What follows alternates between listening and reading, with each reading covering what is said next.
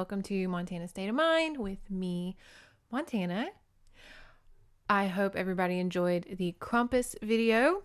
I tried a different setting in front of a very lovely fire, and the lighting was really hard, so never again. So in today's video, I'll go ahead and cut to the chase. It could be linked to other videos that I've done, such as Jeff the Mongoose and Krampus. You know, it's a little mixture of the two if you're into that kind of stuff. So today I want to talk about Elf on the Shelf. Now, not just Elf on the Shelf, the history of and all of that crap. I want to talk about the deal people theorize the creator or her family made with an elf in order to get the fame and power that she has now. So in that, we will discuss Elf on the Shelf itself, you know, the entity of it, the company, the merch, timeline, the family who created it, whatever. And then we'll talk about elves themselves. You know, what is an elf technically? Technically, what's an elf? And it's actually really surprising because in my research, I found out that the whole Christmas elf aesthetic is completely new, like 19th century, brand spanking new, and very odd seeing, like, Christianity and elves have such a weird little mix, kind of like Krampus, in the sense that Christians really had to do heavy PR to get these pagan entities to kind of fit in the fold. So again, we'll do Elf on the Shelf, we'll do elves themselves. Christmas elves are a whole little topic to discuss, and then some theories as to like how this deal could have happened. Do you need to make a deal too? You know, like, should I go find a fairy and make a deal so this YouTube channel will take off? Maybe I just gotta wish harder. Huh? Please, please, please, please, please, please, please. This is going to be kind of a brief history, origin story of the concept of Elf on the Shelf, the product itself. Elf on the Shelf is a 2005 Christmas tradition created by a mother and a daughter, the mother being Carol Abersold and her daughter Chonda Bell. And it is illustrated by Co Steinwert. Now, Belle herself, the daughter, wanted to write a story about the elf that their family had. And a lot of people really harp on this specific sentence in the origin story of, they don't say a toy elf tradition. They don't say my parents did this for us, it was so fun. They literally say an elf, like a family elf tradition, and they wanted to recreate it for the masses. And their specific elf would come over during Christmas to watch over them for Santa Claus. Abersold's other daughter, she was more of the marketing behind this. It was really a mother and daughter's team, if you will. And she was the marketing behind it. And together, the three of them heavily went to craft shows, toy fairs, everything, really pushing this product. It took them about 3 years for them to really get it to take off. So the book tells a Christmas-themed story written in rhyme. Kids love a rhyme.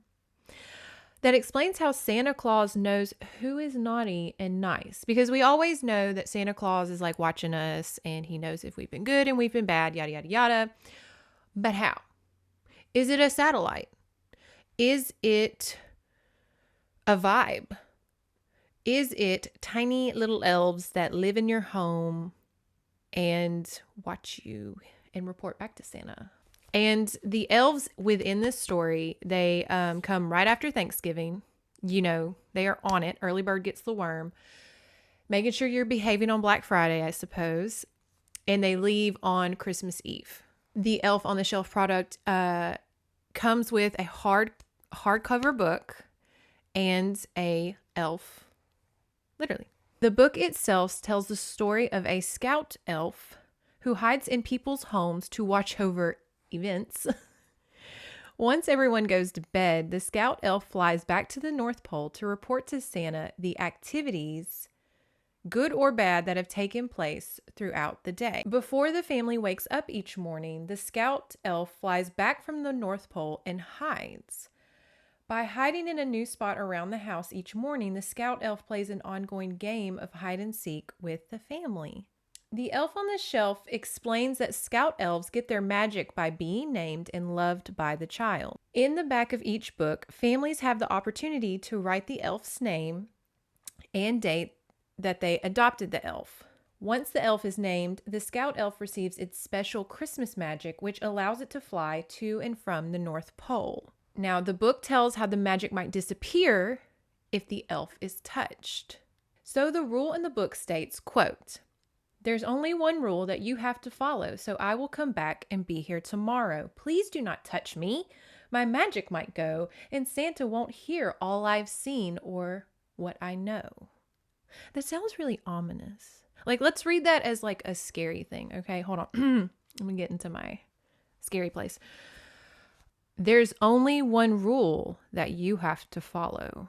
So I will come back and be here tomorrow. Please do not touch me. My magic might go, and Santa won't hear all I've seen or what I know. I don't know. I'd probably have to do a few more takes of that. I'm not like a professional voice actor, but you can kind of get the vibe of like, that can kind of be a threat almost. Although families are told not to touch their scout elf, they can speak to it and tell all their Christmas wishes so that it can report back to Santa accurately. Santa must have a freaking day when all of these elves come back and they are just gibbering jabbering about what Timothy did and what, Stephanie wants. And like, oh my God, Santa probably has so many micromanagers. It's like with the elf leaving to stay with Santa for the rest of the year until the following Christmas season. Seems simple enough for a children's story. There's this cute little elf and he watches you and he makes sure you're good or bad. Honestly, it is really no different than the concept of literally Santa Claus. Like, it's just like a micromanager of what Santa Claus is already supposedly doing. However, and we want to teach consent. We want to teach, like, don't touch other things and don't, fuck with the elf and all that stuff. I get, okay. Like, I'm trying to be positive here. And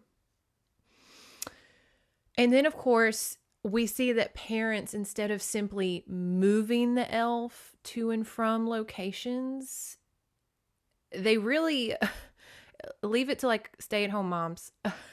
They really like went with it and created like little scenarios. And we've seen like, oh, the elf made pancakes. Oh no, the batter's everywhere. And oh no, the elf like opened all the books. And oh no, the elf is having a tea party with Barbie.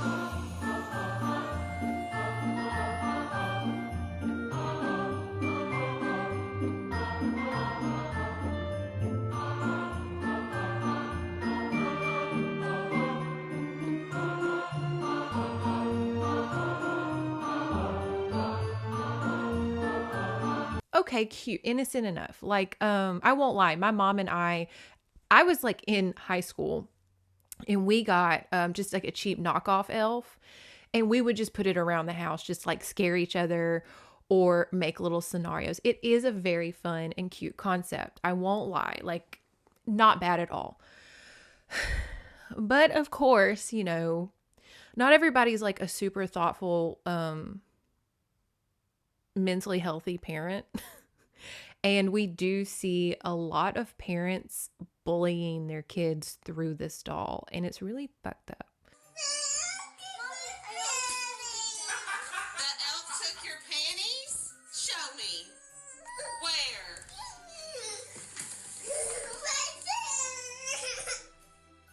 Oh my gosh. That dad knows he's wrong for laughing in the background. And then this poor baby is just in shambles after they see that the elf cut up their pajamas. What's all this? What's that? That says, oops, look at your pajamas. What's up with your pajamas? baby. No, but look at your pajamas.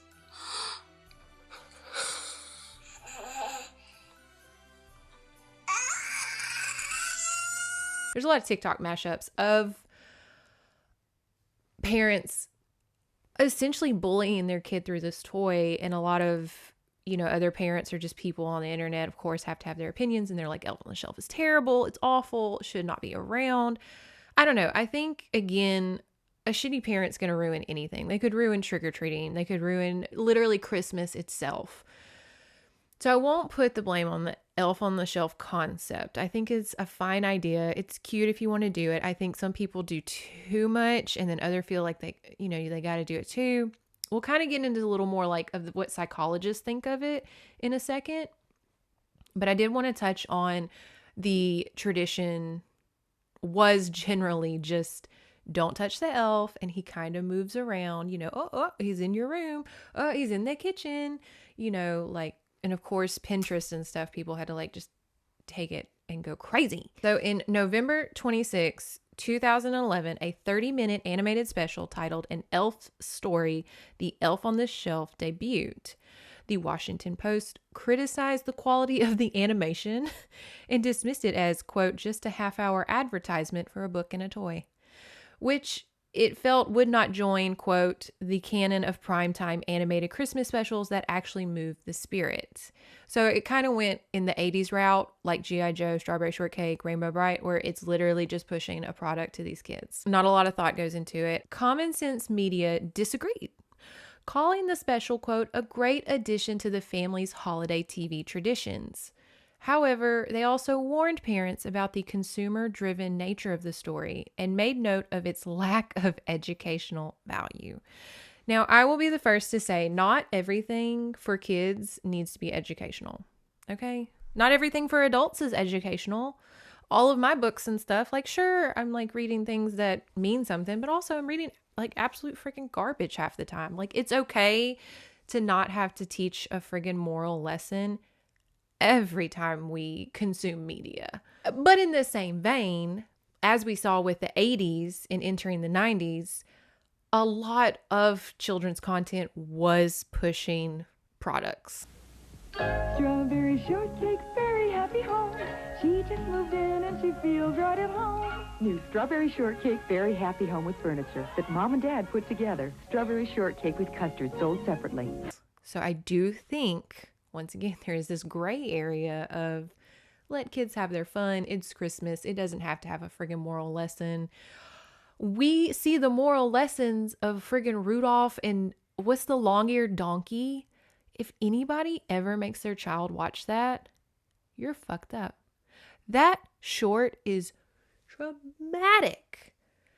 Spoilers, if you haven't watched it, I recommend go watch it just for like the self-inflicting pain of watching it. But here's a spoiler. The donkey's mom dies. She's frozen.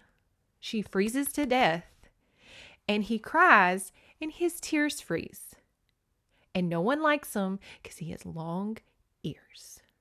But much like Rudolph, someone picks him, Mary and Joseph, and he's the little donkey that carries baby Jesus wherever they go. So yeah, not everything needs to be like that level of like, here's the moral of the story, we're going to traumatize you. But in the same vein, it should not push merch. In 2012, Elf on the Shelf made its first appearance in the Macy's Thanksgiving Parade along with Papa Smurf and Hello Kitty. And I know for a fact Hello Kitty and Papa Smurf were probably pressed that this Elf on the Shelf got one so quickly, because I mean Hello Kitty's been around since what, like the 70s, and Papa Smurf's been around since what, the 60s, if not the 70s. Like they've well earned their pop cultural status, and they're sitting there probably just like lining up, you know, ready to debut in the Macy's Thanksgiving Parade. And then there's this little elf on the freaking shelf that's been around for what, 5 years, and it gets to come? What the hell? Again, this never happens. Why is this elf on the shelf getting so much attention so quickly. It's almost as if it was magic. Oh, snap! Little nasty. Anyways, in 2013, the book hit the #1 spot on the USA Today bestsellers list. Again, this thing is a juggernaut. It is skyrocketing to the top. But now it's not even just Christmas elves anymore. Oh, no. In October 2013, the Elf on the Shelf, A Birthday Tradition, was released. Written and illustrated by the same team that created the first book, it offers instructions for inviting a scout elf to visit for a child's birthday party and describes how the elf decorates a chair for a child. In April 2014, 2 supplemental birthday products were released: the Elf on the Shelf Birthday Countdown Game and the Elf on the Shelf Birthday Chair Decoration Kit. So again, much like anything, we're going to expand. We're going to branch out, we're going to cover other holidays. Give it time. I'm sure there's going to be Elf on the Shelf entities for literally every holiday. Can't wait for the Thanksgiving Elf on the Shelf where you get to count down the days of when you get to personally pick out a turkey to go kill. So this thing is catching on quickly. People are loving this tradition, and rightfully so. In its, concept. It's a good concept. Like, birthday traditions are great. And sometimes when you're a new parent or you didn't grow up with any on your own, it's kind of hard to come up with some on your own, like truly. And so you're like, great, we'll do this birthday Elf on the Shelf. The kids will love it. We love fairies. We love elves in our modern concept of them. Again, if you go to like Krampus and my Jeff the Mongoose kind of thing where I discuss fairies, little different origins back in the day. But then again, you have to look at it in the adult mindset of this is literally just product after product and consume. And y'all don't do the birthday elf? Well, little Timmy does the birthday elf or they're at school on the recess and it's like, oh, my birthday elf came and like decorated my chair. And they're like, well, I don't have a birthday elf. Like, and so that's more up to the parents. I don't necessarily think these things are bad, but So in my research, Elf on the Shelf has this entire website that, it's a whole world. There's a kid and adult side, and the kid side obviously has tons of games. There's like dogs and reindeer and horses and clothes and games and name your elf and check on your elf. And, great. It reminds me honestly of, cartoonnetwork.com, disneychannel.com, those like old Flash games and stuff. Great. But of course, the parent side of the website is literally just all the shit you can buy, ideas of how to decorate a chair or your house or all that stuff. Money. And there literally is so much you can buy. Like, in my take on it, like Elf on the Shelf has become like the Barbie of the North Pole. He or she, they, whatever. Like I said, you can buy clothes for them, houses, sleighs, cars, pets. Crazy. It is, again, kind of like Barbie's twink little cousin up in the North Pole. I walk in and I'm eating my salad. Stop! Can we talk about the dad for a second? Can we talk about the husband? I'm serious! Can we get stationed in the bathroom? I want to watch that man shower. I'll be the twink on the sink. Stop! Okay, so obviously there's a lot of criticism with this product. It can be taken too far. It can be completely innocent. Depends on how you handle it, much with anything.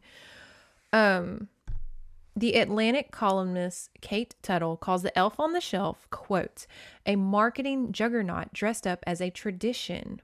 And the purpose of it is to, quote, spy on kids. She argues that one shouldn't, quote, bully one's child into thinking that good behavior equals gifts. Now, that can be said for Santa Claus too. Because my mama growing up, Santa's watching, and I'm just like, okay, like, God, we get it. And then if you really grew up, in America, majority of the time, God's watching you. You know, God's watching you. This one's watching you. You are always being watched. I digress though. Writing for Psychology Today, David Kyle Johnson calls it a, quote, dangerous parental crutch, with much the same reasoning as what he terms the Santa lie. So again, people mad at the elf, it's literally the same concept as Santa Claus, if not God.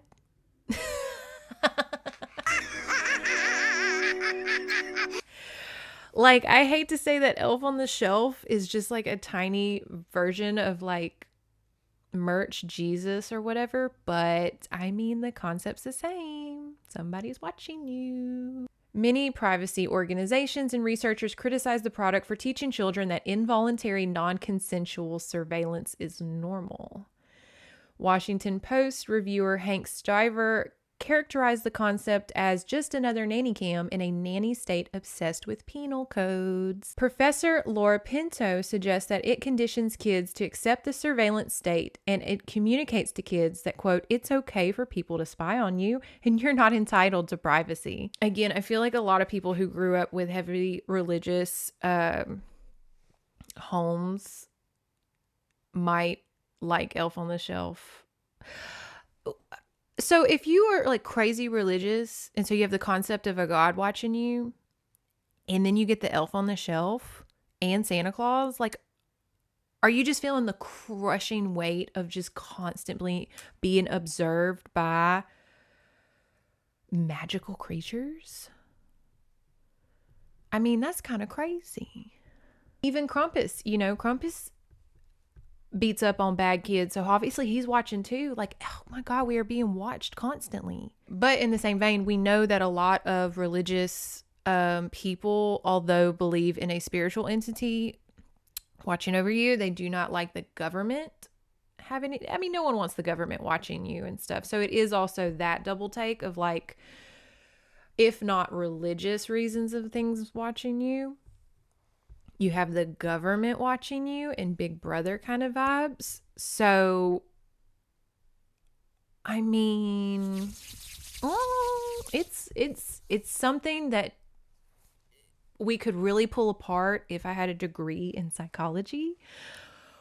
So I'm not going to sit here and try to like bullshit my theories as to like the whole mental debacle of that, but casual person to casual person here. Again, this is just a discussion. So we're mad at the elf for watching us, but we're not mad at Jesus or Allah or whatever. Okay. Say that you're not religious. You're mad at the government for watching you, but not like, and then you have the elf. But then in the same vein, like, you could be seen as being looked over as caring, because parents watch over you, dead relatives watch over you, your ancestors watch over you, and it is seen as caring. So is it then construed as an act of love to be watched over by a religious or magical entity like an elf? Or is it a nanny cam state? When is being watched over an act of love and kindness and an invasion of privacy, I guess? I'm watching you, Wazowski. Always watching. The rule of play that the kids get to interact with a doll or a video game or what have you, but not with an elf on the shelf. The rule is don't touch the elf. Think about the message that sends. So that's an important part of like, well, don't touch the elf because then it loses its magic and stuff. So I'm wondering how, I think that could be really, okay, let me back up here. I think people are thinking too hard about this. It's a toy with the concept of don't touch it, it'll ruin its magic. But we all know it's like, don't touch it because you're going to like, you know, treat this magical entity like a toy and ruin the magic. So I do think, you know, and also you could do it like non-consensual learning. That's a positive of don't touch things without asking. But in the same vein, like, I think people are thinking too hard about this because it's literally just an elf on the shelf. It's not teaching I don't know any kids who have grown up with this Elf on the Shelf tradition now being like okay with being watched. I don't think kids are thinking about it that hard. But I do understand the concerns. However, it's just a toy. I mean, Toy Story could have that concept. You could say like, oh, if your toys are coming to life, they can watch you. So is Toy Story the same thing? Again, like you can make these arguments with almost anything. I understand the concern, but in the same day, my personal opinion is it's just a toy. Calm down. It's not grooming children to be okay with being watched, because if it is and you're so concerned with it, then we need to do away with the concept of religion and God's watching you and ancestors watching over us, because it's kind of the same thing. Now, I understand also, I know you're saying, well, you know, ancestors and stuff watching you, they're not judging you necessarily. You know, Mulan's ancestors obviously had their opinions. My children never caused such trouble. They all became acupuncturists. Well, we can't all be acupuncturists. No, your great-granddaughter had to be a cross-dresser. In this ongoing like thought process I'm having here, is the elf tattling on you? When he's reporting back to Santa, is he tattling? Or is he, what if you're cool with your elf and he's just like, I mean, you know, he pulled a little girl's pigtails, but, you know, she threw a rock at him. Is he going to stand up for you?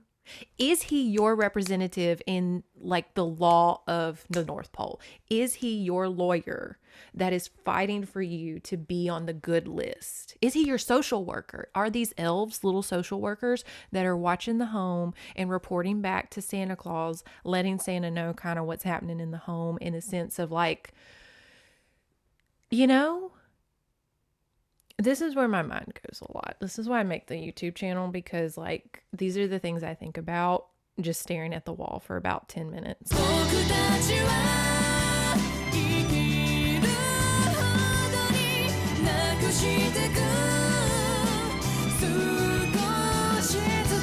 Teachers use Elf on the Shelf, and a lot of people don't like that because obviously a lot of kids don't celebrate the concept of Christmas.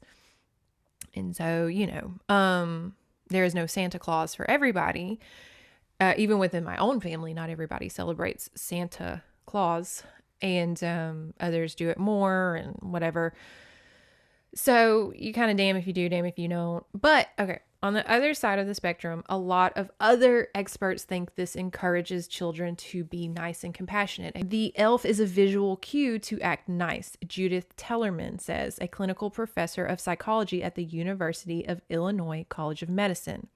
And she tells Yahoo Parenting, quote, it might remind kids not to fight with their brother. So I guess for young kids that could work, of like the elf's watching, I should be nice to Nick and not, you know, slap him in the face for stealing my Hot Wheels car or whatever. And I guess that could work for little kids. But in this, you know, I just can't imagine it working for a lot of kids. You know, kind of like the Santa concept that only works for so long before a kid's just like, I don't give a fuck if Santa's watching. I will bite somebody. All right. So now that we all have like a communal headache about my ramblings of Elf on the Shelf, let's kind of get into elves themselves. Because what is an elf technically? And what do they do? And you'd be surprised because our modern Tolkien, Harry Potter, even Shakespeare concept of an elf, very different from what they were. And even Christmas elves, whole different thing. So let's get into some elves real quick. All right, we attack the Rice Krispie guys at dawn. So elves have been around a long time, way before Christian tradition, of course. The term elf has been used since the 1500s to refer to a mischievous supernatural being and comes from European folklores. Elves are often seen as small beings, although their size might differ depending on the culture. And now there are elf, like when we get into what elves are, there are things like that in nearly every culture around the world. So do know that there are, elf-like creatures in Asian, African, Latin, tons of other cultures. It's not strictly European, but the elf concept we're talking about today, gonna be European elves. So understand that. The word elf is found throughout Germanic languages and seems originally to have meant, quote, white being.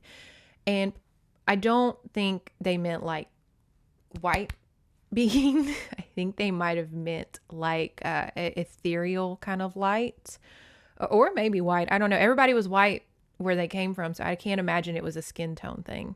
However, reconstructing the early concept of an elf depends largely on texts written by Christians. So you have the Old and Middle English, you have the Medieval German, and you have Old Norse. And these associate elves variously with the gods of Norse mythology, and they caused illnesses, they had magic, and they were really big on sexual assault. So in Europe specifically, elves were meant to cause mischief for humans. Elves could sit on a person and cause nightmares. They were linked to the mare, which is what nightmares come from. They create sickness in people and cattle. It was really important back then. So although it seems really specific, it was a main source of food and income. So it was a big deal for people back then. Still is today. Your burgers kind of run the world, but also steal children or babies. And I know a lot of people know that fairies do that. Fairies are real famous for switching out babies and children. And we'll kind of get into the similarities of like elves and fairies, but elves did it too. And they would usually leave, much like fairies, a sickly elf child in its place. Sometimes elves, like dwarves, are linked with craftsmanship, kind of like little cobbling elves that make shoes, and also like Christmas elves. Always be cobbling. After the medieval period, the word elf tended to become less common throughout Germanic languages, losing out to alternative native terms like dwarf or hidden being, and later like fairy. So fairy and elf at one point in time kind of synced up. And so now a lot of fairy lore is the same as elf lore. They're not the same entirely, but like the little circle Venn diagram, of like fairy, elf. There is a middle part where they are the same. Elves persisted in early modern times, particularly in Scotland and Scandinavia, where elves were thought of as a magical, powerful people living usually invisible alongside everyday human communities. They continue to be associated with causing illnesses and sexual threats. For example, there are several modern ballads in the British Isles and Scandinavia, originating in the medieval period, describing elves attempting to seduce or abduct humans. The elves of Norse mythology have survived into folklore mainly as females, living in hills and mounds of stones. The Swedish elves are stunningly beautiful girls, and they lived in the forest with an elfin king. The elves could be seen dancing over meadows, particularly at night and on misty mornings. We love an ambiance. They left a circle where they had danced called elf dances or elf circles, and to urinate in one was thought to cause venereal diseases. So I guess if you caught your spouse or partner with the clap or something, they could be like, you don't understand, I just accidentally peed in an elf, square dance circle. Square dance circle? That doesn't make sense. You get what I'm trying to say. Typically, elf circles were fairy rings consisting of a ring of small mushrooms, but there was also another kind of elf circle. In the words of local historian Anne-Marie Hellstrom, on the lake shores where the forest met the lake, you would find elf circles. They were round places where grass had been flattened like a floor. Elves had danced there.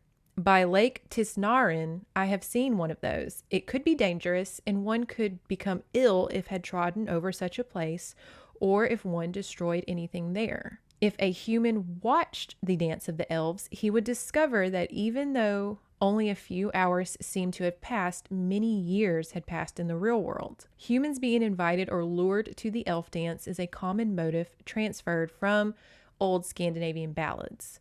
And now this really reminded me of Emily Wilde's Encyclopedia of Fairies.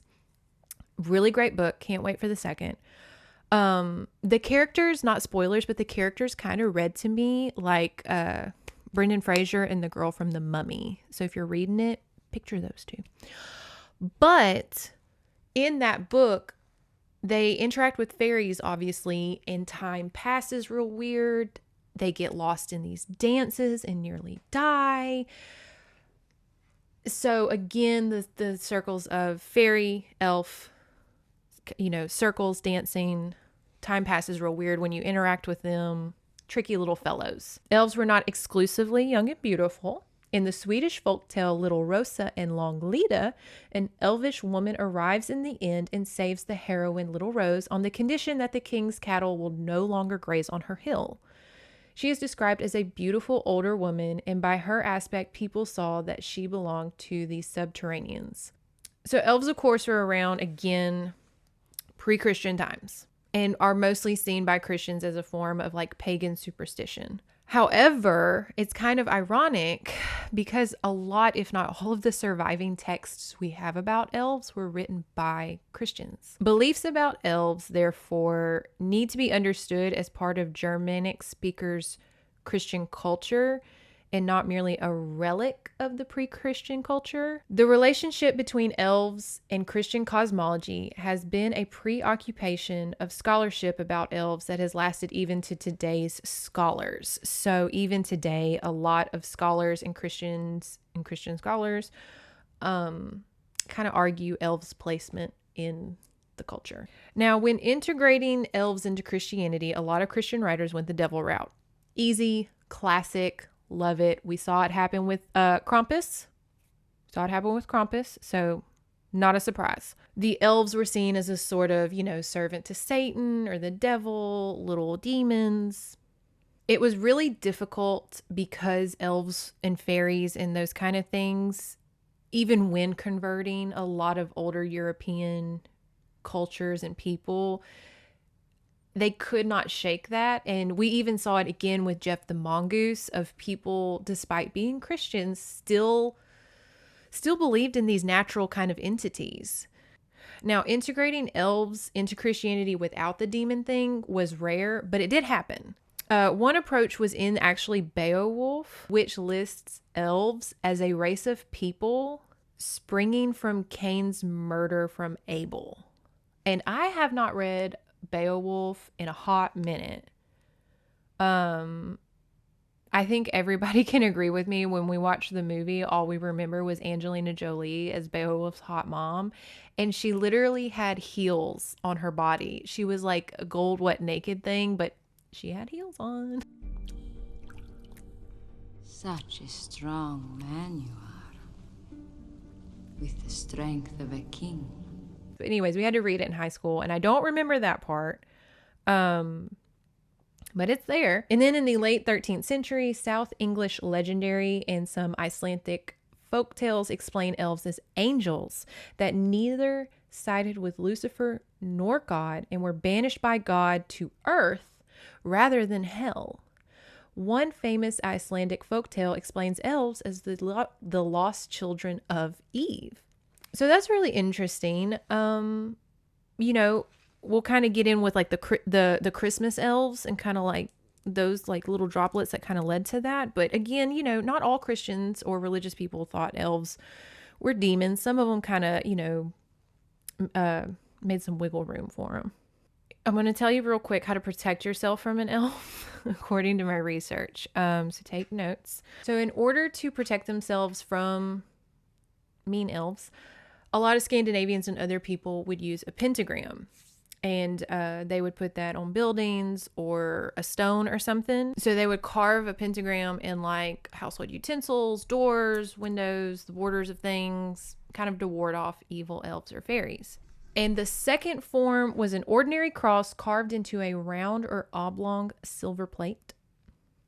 This second kind of elf cross was worn as a pendant in a necklace, and to have sufficient magic, it had to be forged during 3 evenings with silver from 9 different sources of inherited silver. And in some locations, it had to also be on the altar of a church for 3 consecutive Sundays. I think the pentagram might be a little easier. I don't think it's one of those cases where it's like, if you don't have 9 inherited pieces of silver, store-bought is fine. Now, some logical explanations as to, we have to do the logical side of what elves could be. Some people theorize that it was run-ins with now extinct indigenous people, or people who suffered from diseases or other, ailments that we did not understand. So I know a lot of people are familiar with a changeling, and that is a baby that is thought to have been switched out with a fairy or an elf baby.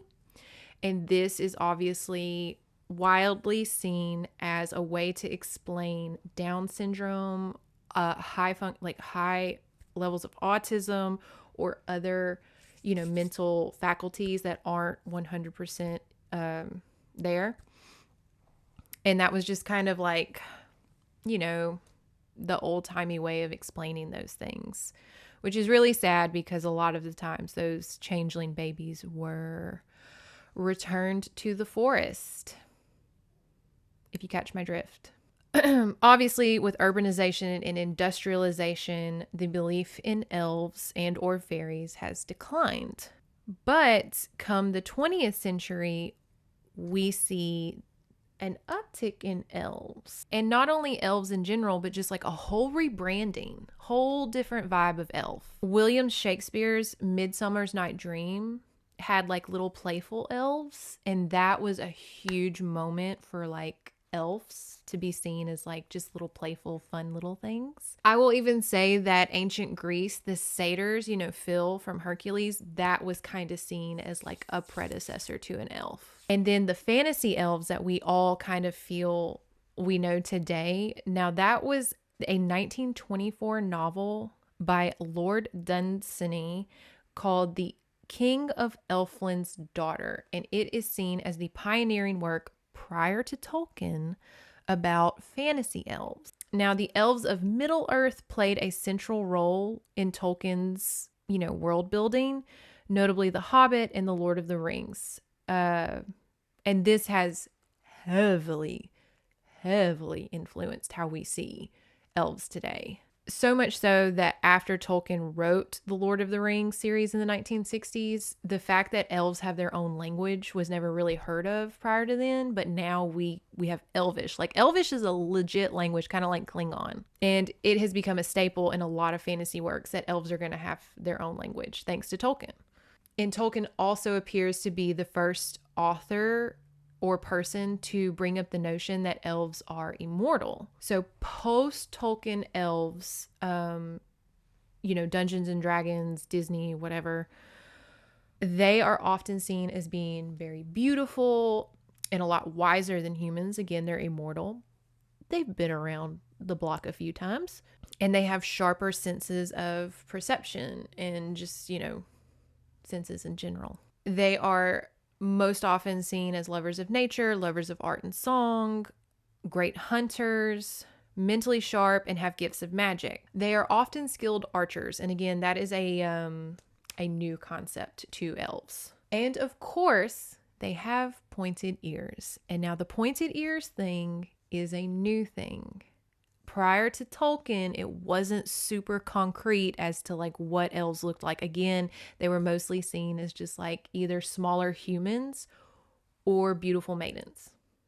All right, so let's get into the Christmas elves real quick, because that is a very, very new concept. As American Christmas traditions crystallized in the 19th century, again, if you watch my Krampus video, I go into like Christmas traditions and how very pagan they are and how Christians revamped them. In the 1823 poem, A Visit from St. Nicholas, most wildly known as 'Twas the Night Before Christmas, St. Nicholas himself is, quote, a rightful jolly old elf. So Santa Claus canonically could be an elf. He's written as an elf. However, it was his little helpers, inspired partly by folk tales like the elves and the shoemaker. Again, they do have craftsmanship, They became known as Santa's elves, which is weird if he's an elf. But anyways, the processes through which this came about are not well understood. But one key figure was Christmas-related productions by the German-American cartoonist Thomas Nast. Thus, in the US, Canada, UK, and Ireland, modern children's folklore of Santa Claus typically includes small, nimble, green-clad elves with pointy ears, long noses, and pointy hats.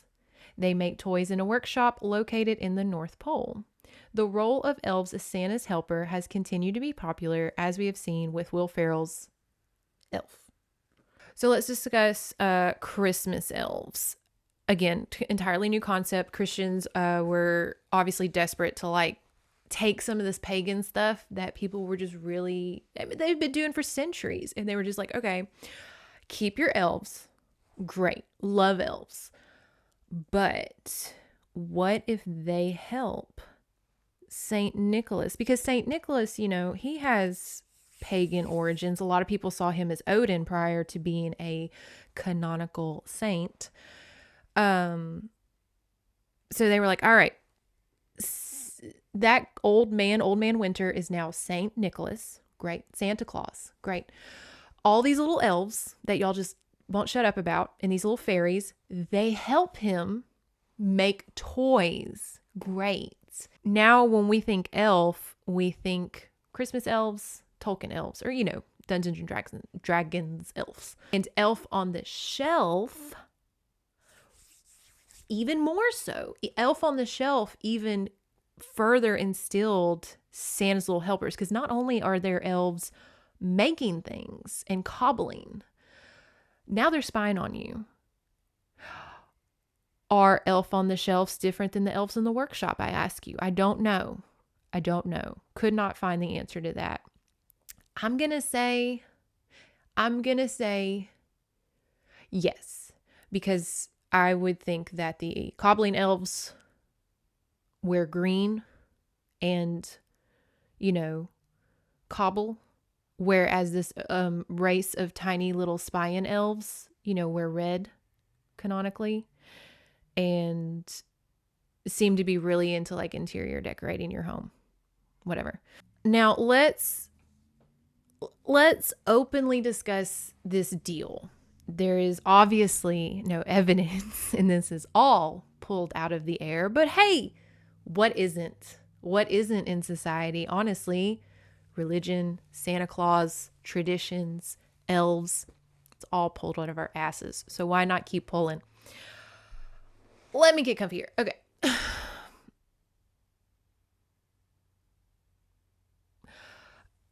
She never said this was a toy elf tradition. She said it was an elf. Again, you could be like, well, Montana, she's just keeping the magic, you know? But like, kids aren't reading the freaking inside of the book. Why does she need to say that? I would love to speak with her parents. I don't think they're alive. But I would love to know the notion of where did the elf come from? Why Georgia? You know, the devil went down to Georgia. Oh my God.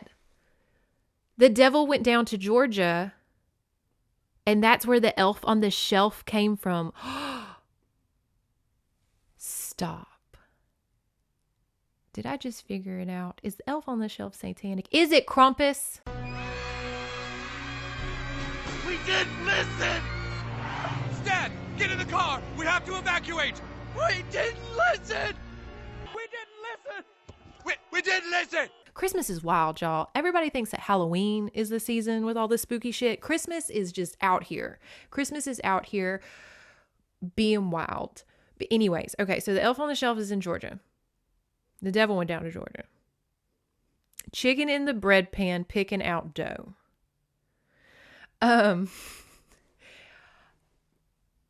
So she made a deal with a fae. Okay, let's go back to Jeff the Mongoose. You know, a lot of people thought he was a fae. And he kind of like, you know, like how do they choose families? But what you saw with Jeff the Mongoose, go watch the video. I'm not going to reteach it, y'all. Go watch it. Give me a view. They invited Jeff in. Did they invite this elf in? And he chose to stay in this little form. Did he take over the body of a decoration? You know, a little Christmas decoration? Because there were like little elf toys and stuff in the 60s. Did he invite his body into it? Much like Jeff the Mongoose, did they create it? You know, psychically. A family manifested an entity. A lot of origins, again, I keep saying it, but a lot of origins like Jeff, you know, could have been a fae, could have been a manifestation, could have been schizophrenia, could have been anything. Let's go with the fae route because that's more fun. So they invited the fae in. At what point? She was obviously an adult. She had children when she wanted this concept. So was the elf still around when she had kids? And why now? Why make the deal now? Why not make it before you have kids? But why now? Did the elf come first? Because elves were kind of falling out of, you know, they're kind of falling out. Will Ferrell did the best he could, but he was a giant human elf. And so now when you Google elf, you're getting Will Ferrell's big ass.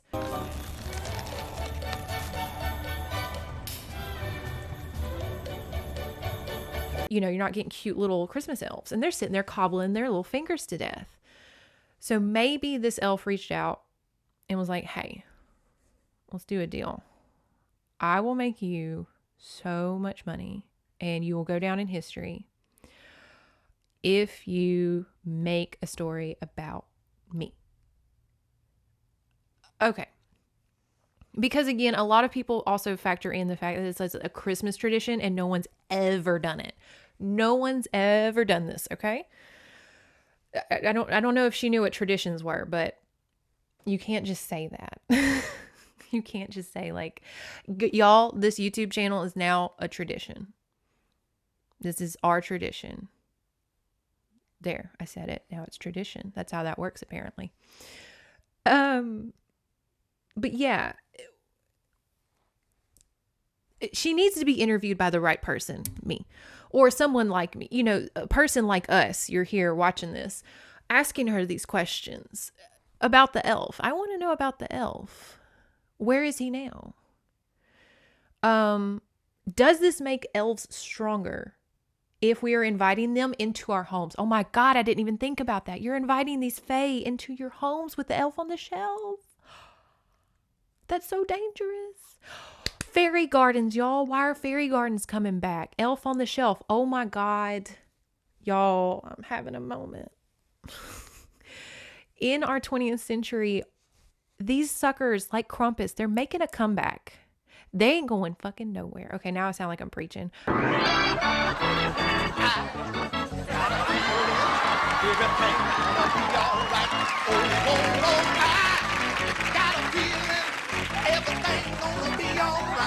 I'm sorry, but they ain't going nowhere because now we have like fairy gardens outside. I have one. I'm like looking at it right now through my window. Elves on the shelves. We're inviting these things into our homes. That's kind of dangerous depending on what culture you're from. Because a lot of northern, you know, European people, they're like really dangerous to have fairies and elves in your home. But then I know in a lot of Asian cultures, you know, it's cool. They're like super sweet and super nice. Wish ours were. That is wild. So elves and fairies have not gone anywhere because they keep low-key sneaking back into society. You know, like I said, these little fairy gardens, these elves on the shelves, they're making deals with the right people. I wonder how they find the people to make the deals with. That's crazy. Y'all, if I blow up after this video, does that prove that I made a deal with a fairy? If I'm like promoting the idea, I don't know. It's scary. Anyways, okay. Let's get back serious. Sorry, I'm like really feeling this idea, obviously. It's too wild to not be supernatural. it's too wild of a concept, if you will. I know I have like the right side and left side of my brain. Obviously, it's a very good marketing product. I mean, it is like of how to market something and get it going and make it happen. Obviously. So don't think I'm like, fully into this. But like on the other side, the fun side of the brain, you are just kind of like, there's no way. Hello Kitty and Papa Smurf, it took them almost 40 years to get their freaking balloons. And Elf on the Shelf, it took them less than, 6? Now it's a tradition that's going to be held generation after generation in history, which is what the elves and the fairies probably want. Oh yeah. We're onto something here, folks. This is good. This is good. I don't know what to do now. Like, I don't know how to close this argument up, because I just think that absolutely this is a bigger moment with fairies and elves. I'm sorry I'm not giving like a professional video essay here, and it's literally just me rambling. But as I've always said in these videos, these are discussions. I'm not here to tell you anything that you couldn't find on your own. I'm not sitting here saying I'm an expert here to teach you. I'm just here like you are literally on the phone with me and we are discussing. So don't come at me with like, I'm just rambling, because I am rambling happily. But all right, to close it up, let's look at the timeline here. So we have a family in Georgia had a family elf. Somehow in her adulthood, an agreement was made. And now elf culture has further cemented into the lives of children and adults, social media, merch, lore, because elves have been around since like prior to the 1500s. And 1,000 years from now, they may use this YouTube video as reference. Elves may take another shape in human culture, but they will not be removed. No matter the religion or lack of religion, no matter what we go through as a human society and culture, these entities will always remain, which asks the question, what truly are they? Is it dark forces? Is it a fairy? Is it a time glitch? We did the time glitch theory in the Jeff the Mongoose discussion. Is it a time glitch kind of thing? Space continuum. Yeah.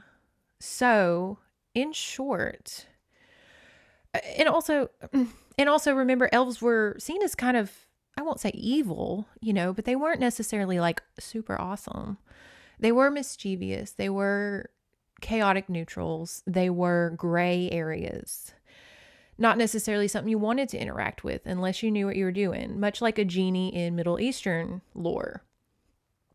And so with that, somehow, some way, they keep, with Shakespeare and Tolkien and Dungeons and Dragons and Will Ferrell and stuff, they keep changing. And now this elf on the shelf is watching us. So are we agreeing the Fae culture to be in our homes and to watch us? Whereas prior, our ancestors were like, absolutely not. Or are they literally trying to come back to us? Are they reaching out? Let's look at it in a nice way. Are they reaching out to us because they miss the relationship between humans and magical creatures? Okay, so I truly think something magical happened here. I'm not sure what. I think Elf on the Shelf. I want to be positive and nice and think that it is a reach out. Our old human friends, not human friends, but friends of humans prior to modern religion and stuff, they're reaching out. They miss us. They miss our shenanigans. They miss our stories. They miss our songs. They want to bother us again. And so maybe this is a call for help, or maybe literally, an elf and a lady just made a deal. Who knows? But I hope you enjoyed this video. I hope you enjoyed my mental breakdown on camera of oh my God.